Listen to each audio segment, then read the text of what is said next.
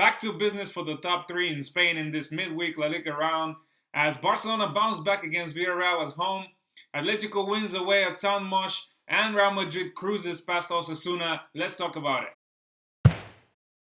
The good news for Barcelona is they did manage to come back and win after their disappointing loss in Granada. It was 2-1 against Villarreal, but the bad news that Messi picked up another injury. The reports are that he's going to miss this weekend's games and possibly the midweek game in the Champions League against Inter. Really unfortunate because this was Messi's first start in La Liga and we could see right away, it's no secret, he makes Barcelona tick. It was his corner that led to the Griezmann header, a brilliant header at the near post to open the scoring. Then Arthur with an unbelievable rocket outside the box. I'm sure you've already seen the goal. Without a doubt, is going to be a contender for one of the goals of the season. The way he struck the ball, the technique of the Brazilian. Another player that Valverde doesn't start a lot of games, but he makes a case for himself that he should be one of the first names on the team sheet. And at that point, at 2-0, it looked like it's going to be a long night for the Yellow Submarine, and Barca are going to go on to score their regular 4 or 5 goals at home. There are two completely different teams when you watch Barcelona at home and away. Away, they haven't won in 7 games. They haven't won since that Alaves win away in April this year. And at home, they just managed to demolish teams. They're smoother, they look more confident in attack. It is really bizarre, the two faces of the Blaugranas. After conceding, Villarreal actually took control of the game, pulled Barcelona back into their own half a little bit, pressed them as soon as they got the ball, and they got their reward. Santi Cazorla getting one goal back just before halftime with another great shot outside the box, this time with his left foot. Struck the ball really well. The ball swerved and confused the goalkeeper and went in. What a goal from the Villarreal captain, scoring his 3rd goal in La Liga, proving that he's going to be crucial for the season of the Yellow Submarine. He was substituted eventually by Carlos Bacca, and again, just like it's happening, it seems, at every stadium in La Liga, he was applauded by the new camp. Everyone appreciates the little magician and his story, coming back from injuries and showing his worth yet again. But the inevitable came at halftime. Messi had to leave due to injury. He received a clip from Ontiveros just minutes before, but then managed to come back up and finish the half. It looks like it's the same old problems that he had in his left thigh. Really bad news for Messi, who had just come back and looked like he was hitting the ground running. Dembélé though came on for him and looked sharp, to be fair to him. The left and right back for Barcelona were really influential in this game. Semedo and Junior Firpo, both of them bombing down those left and right side. Frankie de Jong in the midfield. It's an interesting case with him because he's obviously brought in to be one of the main parts of the Barcelona midfield, but he's still a new player. He's still young. Even though he did have that experience last year of going far into the Champions League, of winning the Dutch League, he's going to need time to adapt. But I have no doubt that he's going to settle in that Barcelona team and eventually be the heart of that midfield. Suarez looked a little bit off the pace. You could see in a few instances his touch wasn't as sharp as it used to be, and eventually had to come off. You could see on his face he wasn't happy to be substituted.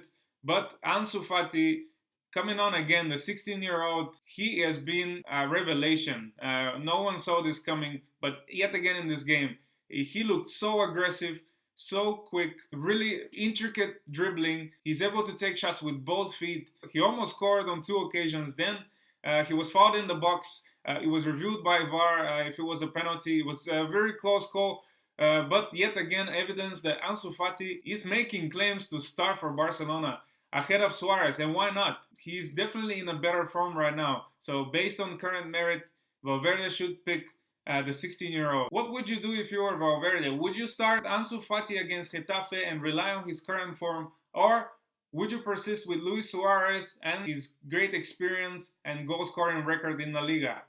Leave a comment below. They managed to add 3 points before their visit to Getafe this weekend. It's going to be a tough game for them. We know Bordalas and his team, it's very hard to break down. They seem like they have slowly come back into their rhythm now. They managed to snatch a draw away at Valencia and one last round against Mallorca. So it's going to be a tough test for Catalans, especially with one eye on the Champions League game against Inter in midweek. Atletico managed to win away at Mallorca 2-0. Diego Costa with his first goal. It took him 6 games, but the Spanish international did score. A great header by him after a brilliant cross from Coque. Atleti once again showing that they're very dangerous from set pieces. The goal came in from a corner, even though it was brought back. It was a rotated squad again.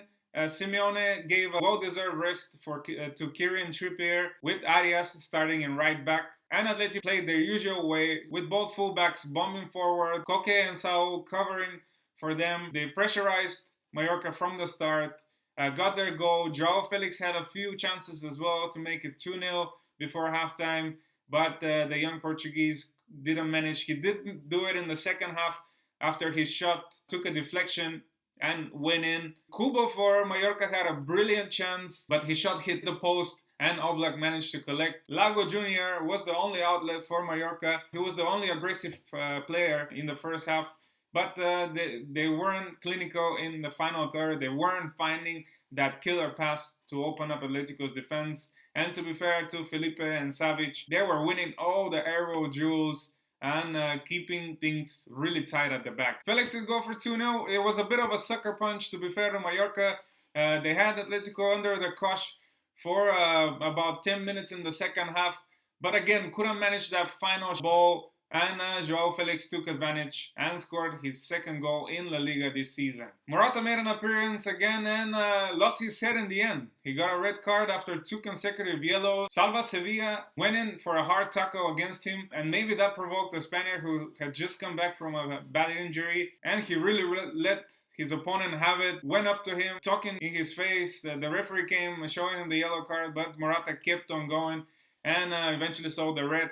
That means that the ex-Real Madrid player will miss the Madrid derby this weekend, something that I'm sure he won't be happy about. And even Simeone, he was an option in attack, and the coach could have done with him even if it's from the bench. And speaking of Madrid teams, Real Madrid with an easy win at home against Osasuna, unbeaten Osasuna, don't forget, 2-0 with their 2 Brazilian talents scoring Vinicius Jr. and Rodrygo Goes. Vinicius finally opening his scoring for Blancos. He was missing that goal. He came close on a few occasions, but finally getting on the score sheet, and you could see in his face after that goal in the celebration how much it meant to him.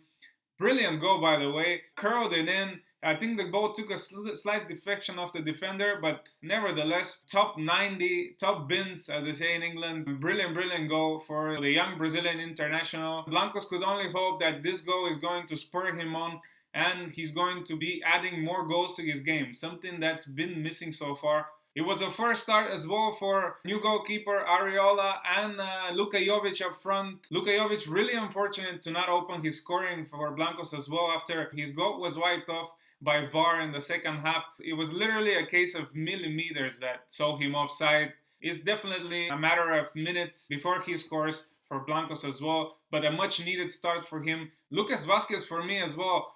Man of the match performance for him. He switched sides with Vinicius. He was really active. He was also doing things as a number 10. Really sharp, making a claim for a start, giving another headache for Zidane before this Madrid derby, in which it will be expected that Hazard and Bale start. But with the 2 Brazilian youngsters now scoring and with Lucas Vazquez having a solid performance, it gives him a bit of a headache. Vinicius made way for the other Brazilian winger, Rodrygo, and it only took him a minute to score. Rodrygo Goes looking really sharp. It poses this natural comparison between the two. Vinicius, who is more of a natural winger, has a good dribble, is able to switch his feet really quick, make space for himself. And Rodrygo Goes, who is a more direct player and seemingly having more goal-scoring capabilities to his game. Remember that brilliant free kick that he scored against Bayern Munich? And here again, his first minutes as a Blanco, and he scores. What do you think about the 2 Brazilians?